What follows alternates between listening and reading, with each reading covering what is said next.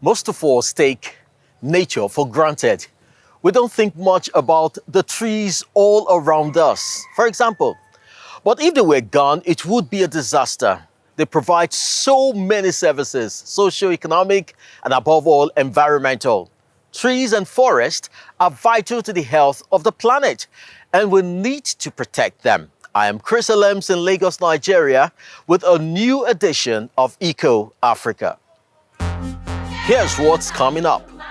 Masai women in Kenya are learning new skills to help prevent forest loss. Why cork oak trees from Portugal are so popular.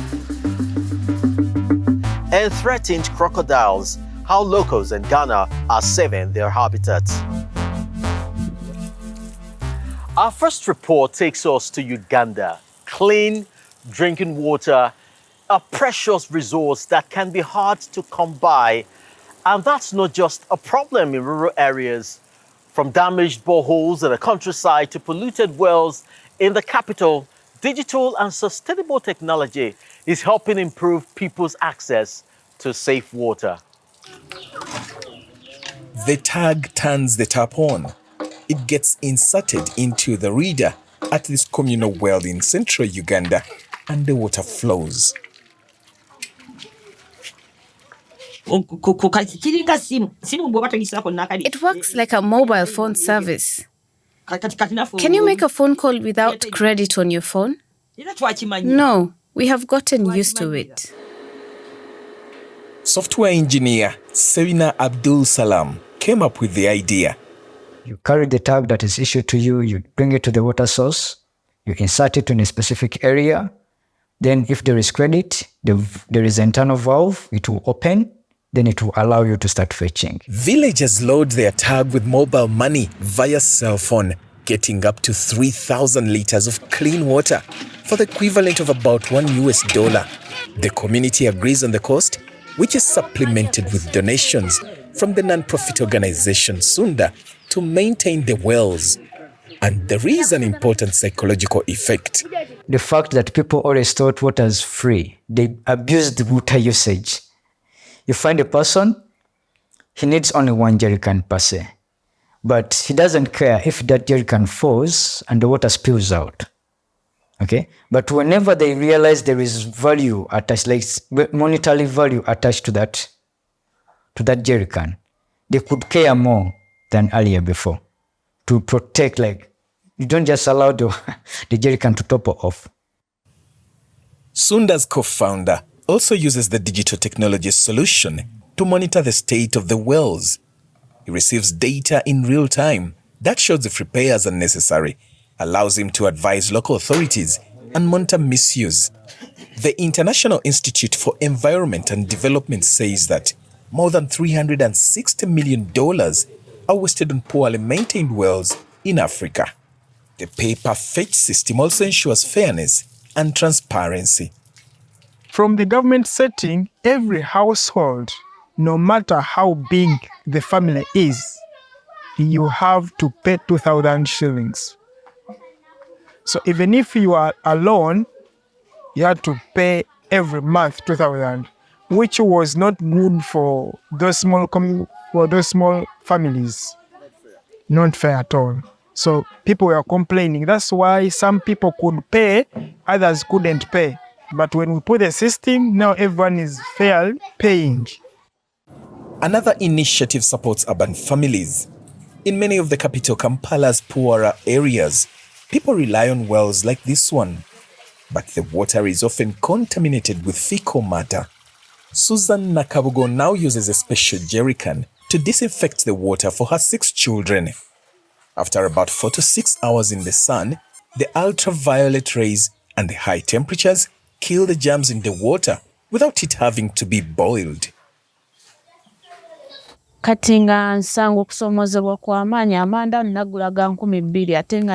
was difficult for me to afford charcoal for cooking and boiling water every day. Sometimes my children would get sick from drinking unsafe water, contracting diseases like typhoid and diarrhea.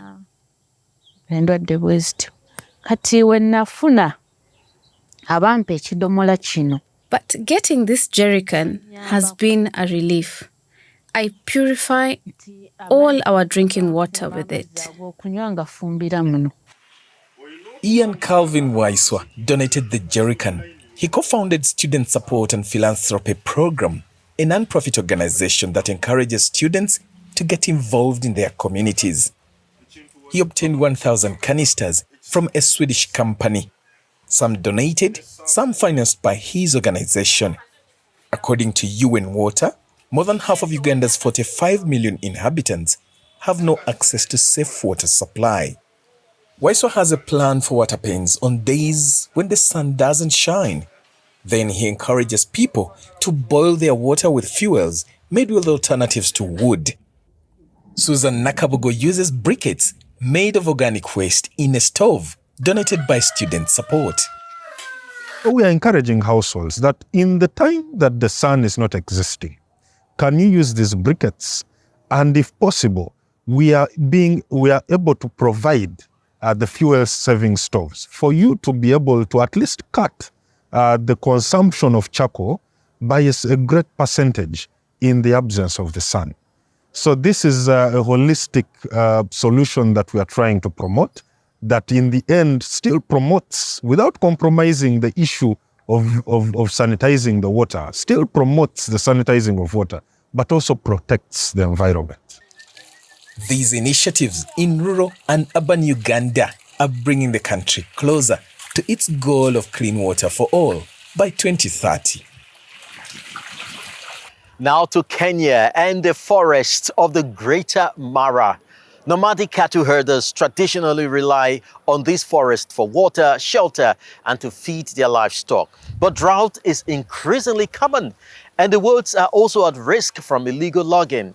So Masai women from traditional cattle farming communities are expanding their skills to adapt to the changing times. The Nyakweri Forest. This nature reserve in southwestern Kenya is under threat. Its greatest enemies are extreme weather conditions and deforestation. But there is hope. Local Masai women are helping look after it. They've changed, they are powerful, and they can be able to manage it on their own. In fact, it's becoming a threat to the men. But it's good because at the same time it empowers the whole family and the whole community. Things are different now. We were behind. We milked our cows, and that's all we had. During drought, we would eat wild fruits and cook them for our children so that they don't go hungry. Mama Lucy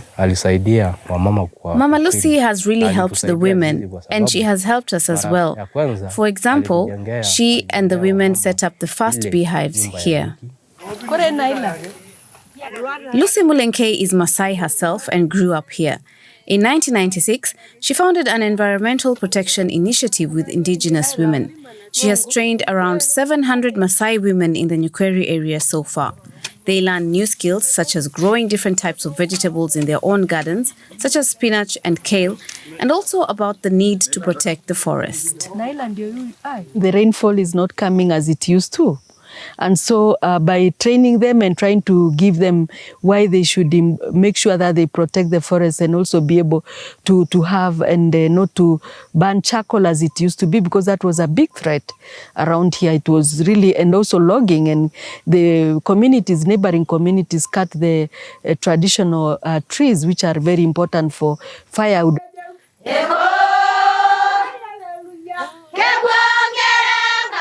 The Masai women traditionally welcome visitors with song.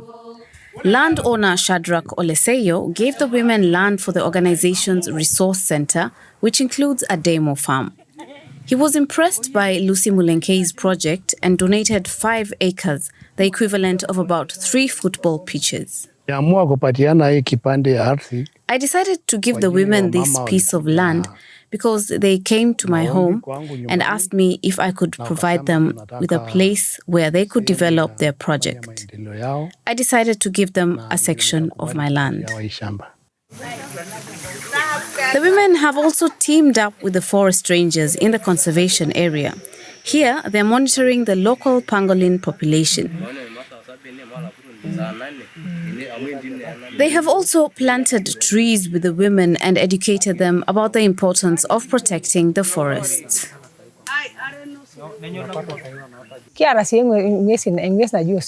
Our forest has important wild animals, and we do not want to destroy it so that the animals disappear and eventually we lose our livelihood.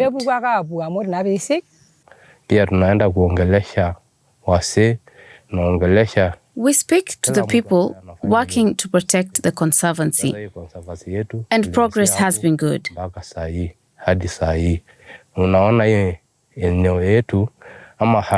You can see that our land is less degraded.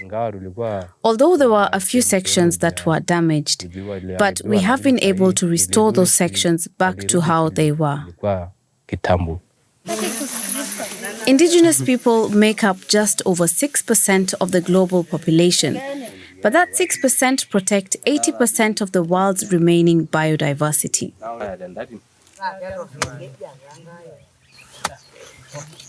The women plant mainly native trees to help renew their forest.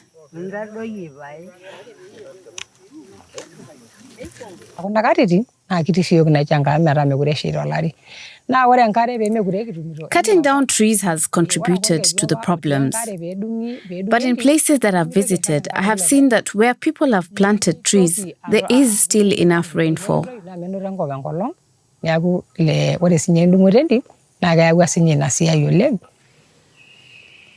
The women here have followed suit and planted more than 5,000 trees. If the harvest is poor, the women can now fall back on crafts they've learned to make themselves, such as traditional beaded jewelry and soap. By selling these products, they can keep their families afloat even during the dry season. Remember, when you educate a woman, you are educating the whole world. So this is why we really like empowering them. Here in Nyakweri, the Masai women are better off now that they have diversified their skills from farming to making jewelry. They are protecting the environment in the process, and crucially, they are also passing on their knowledge to their children. Now we head to Europe and to Poland, home to the 2024 Tree of the Year. It came top in the annual contest that celebrates our relationship with nature. It's a magnificent red beech that looks pretty strong and has survived for 2 centuries. But it still needs a lot of looking after. That's where local conservationists come in. Here is this week's Doing Your Bit.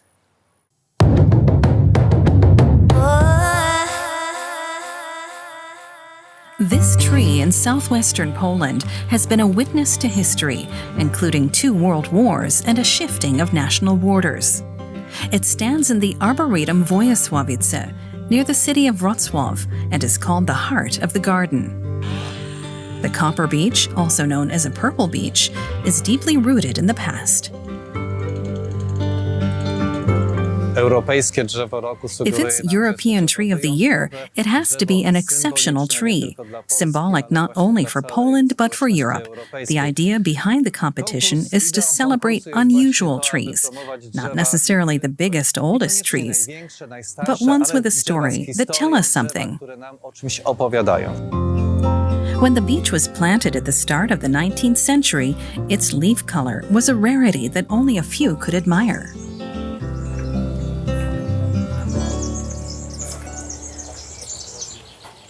200 years ago, this tree was planted here. It didn't have green leaves, but purple ones. It was something quite extraordinary. People were amazed by it.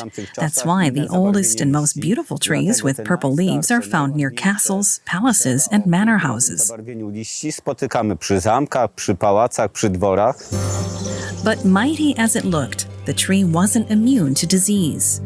It fell victim to fungi. Little by little, year by year, large branches began to die.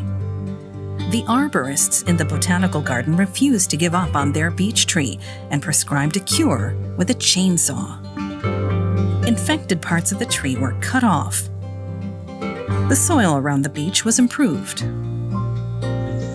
And slowly but surely, the tree is coming back to life. Thanks to their efforts, this national treasure can remain the heart of the garden for many years to come.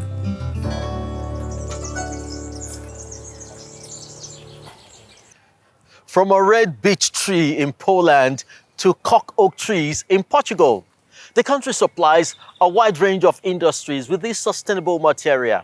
It's the only forestry industry where the trees are not cut down. And cork oaks also store large amounts of carbon during their lifetime. But these days, cork is so popular that farmers are having difficulty keeping up. Cork harvesting in Portugal.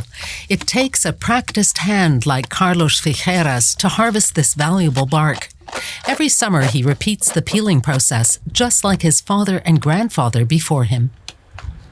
Very exhausting, very hot.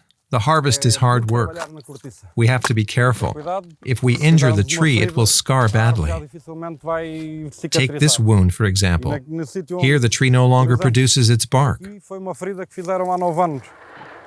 Cork farming is a long-standing tradition here and important for the local economy. Portugal is the world's largest cork producer. The climate-friendly and renewable material is in higher demand than ever.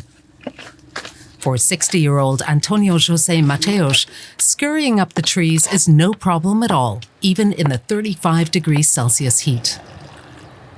I've been doing this work every summer for 43 years. The season lasts 3 months. I can handle it. It's no trouble for me to be up here. The slow-growing bark can only be harvested every 9 years. Antonio Gonçalves Figueira from the UNAC Forestry Association says that's why the material is so special. When we look to a cork oak, we see it as our past and our future. Our history is here, from all the generations that has made it possible to be here today. In the future, because it protects the soils, it has a lot of biodiversity. The harvested cork bark is sent to factories for further processing. It is heated, pressed, and, as shown here, cut into small slices for champagne corks, millions per day. One of Portugal's cork regions, and one of only a handful in the world, is Corucha. At this exhibition, the versatile material is showcased in all its glory. João Motins explains there's a lot more to cork than corks. The cork is cut directly from the bark. The rest of the cork plank is then processed for insulation material, wall elements, or corks made from the granules.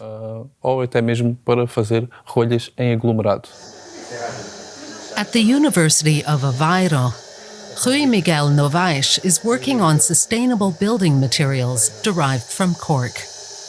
The material is light and elastic and could be an effective alternative to conventional synthetic materials, which, although efficient, are bad for the environment. If we use cork instead of these materials, which are not renewable, and cork is, we are decreasing several orders of magnitude, not only the amount of energy that we require to produce cork, 20 times lower or more, and also the CO2 emission associated with the cork production. In addition, cork is a good insulator and fire resistant. The trees evolved their unique bark to protect themselves against forest fires. Cork is used everywhere, even in NASA spacecraft. For sure, we have a lot to learn from nature. I think it's the best guideline for our future, because we as humans tend to use all sorts of different materials to combine them together very efficiently, but then in nowadays, there is a huge problem connected with the recyclability of such materials. Back on the cork plantation, the harvest is now well underway. But Carlos is worried, as fewer and fewer people are choosing to go into the profession. It's difficult to find people these days. I like working here, just like my father before me. So I carry on. It's good for me. Out in the fresh air, not at a desk. Here we have all the freedom we need. Business is booming, but cork production cannot be stepped up indefinitely. It takes up to 40 years before the bark of a young cork oak matures enough for harvest. When it comes to this climate-friendly material, good things certainly come to those who wait. We return to Africa for our next report about a creature that definitely does know how to wait: crocodiles. Now, most people are afraid of these very patient primeval predators. They often doze all day in the water and then suddenly strike their prey at lightning speed. But in Paga town, northern Ghana, crocodiles are considered sacred and locals are worried about their health. This is Paga, a town in northern Ghana. If you want to wake the souls of the dead, you need to bring a live chicken.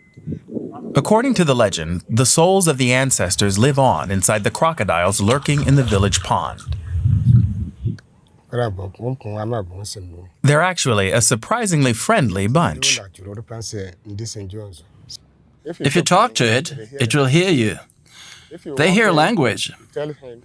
If it is moving and you ask it to lay down, when it goes anywhere and you call it back, it will obey. It won't move again. More than 100 crocodiles live in the pond. Some of them are at least 80 years old, but despite their venerable status, they're not doing well. The pond is full of plastic waste, and it's also drying up. Isahaku Mahama has been bringing tourists here for a long time. They come to see the tame crocodiles. The visitors bring in a lot of revenue for the town. But Mahama says things are changing. In those days, there were a lot of trees around here, but because there were no houses around, due to that, there was enough trees, and then the place was so bushy, and then you can see the environment green. But now, because of the climate change, and then at the same time, the people encroaching the lands, so it makes the place to change like this. Suleimana Alidu is also worried about environmental degradation. Whenever he has time, he collects garbage around the pond. He doesn't want his ancestors to have to swim in plastic waste, and a clean pond is healthier for the crocodiles. If you don't remove the plastic waste, the crocodile will think it is food, and it will swallow it. If you chop them, they will disturb him. Plastic waste isn't the only problem. More and more houses and factories are being built directly around the pond. These once pristine babbling brooks have turned into rivers of waste. And the water doesn't always reach the pond because it gets used for other purposes, like irrigating crops. Even these last green oases are now under threat. The population is growing and needs space, a good business model for some. Our chiefs know, like they have tried several times to sell this land, and they stopped them. So I still have that feelings. Maybe one day we may lose here, because here is very important to us. So we are afraid to lose here, seriously. Then there's climate change. It's getting hotter and hotter, and there's little rain. Another reason that there's less and less water in the pond. Residents here want to prevent the worst, although their resources are limited. In those days, they used to fetch the water for domestic purpose, built in the community. But now we put ban on that. You cannot come in and fetch water and send it to the community. The souls of the dead would be grateful to their descendants if the pond is preserved. And the survival of the Paga crocodiles is an important symbol of biodiversity preservation in Ghana, which has already lost more than 40% of its wetlands. What amazing creatures they are. If you liked that story, or if you'd like to see us reporting on a particular environmental issue, then please write to us at eco@dw.com. Would love to hear from you, or love to hear what you think. For now, it's goodbye from me, Crystal Lamps in Nigeria. Thanks for watching. Don't forget to head to Eco Africa Online for more inspiring stories. See you all again next week.